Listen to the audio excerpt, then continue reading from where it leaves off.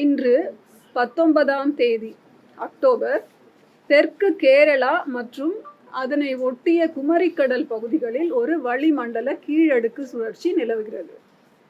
அரபிக்கடல்ல நேற்று 18ஆம் தேதி அக்டோபர் தென்கிழக்கு அரபிக்கடல் மற்றும் லட்சத்தீவு பகுதிகளில் கேரள கர்நாடக கடலோர பகுதிகளுக்கு அப்பால் நிலவிய ஆழ்ந்த காற்றழுத்த தாழ்வு பகுதி, அதாவது well marked low pressure area, இன்று 19ஆம் தேதி அக்டோபர் காலை 8:30 மணி அளவில் அதே பகுதிகளில் நிலவுகிறது.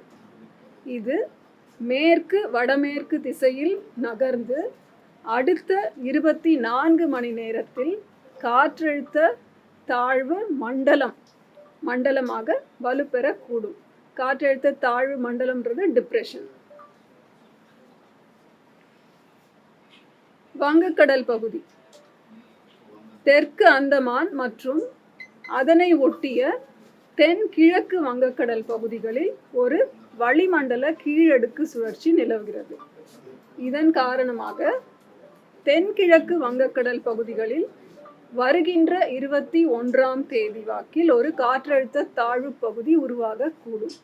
இது மேற்கு வடமேற்கு திசையில் நகர்ந்து தென்கிழக்கு வங்கக்கடல் பகுதிகளில் காற்றழுத்த தாழ்வு மண்டலமாக அதற்கு அடுத்த 48 மணி நேரத்தில் வலுப்பெற வாய்ப்பு உள்ளது.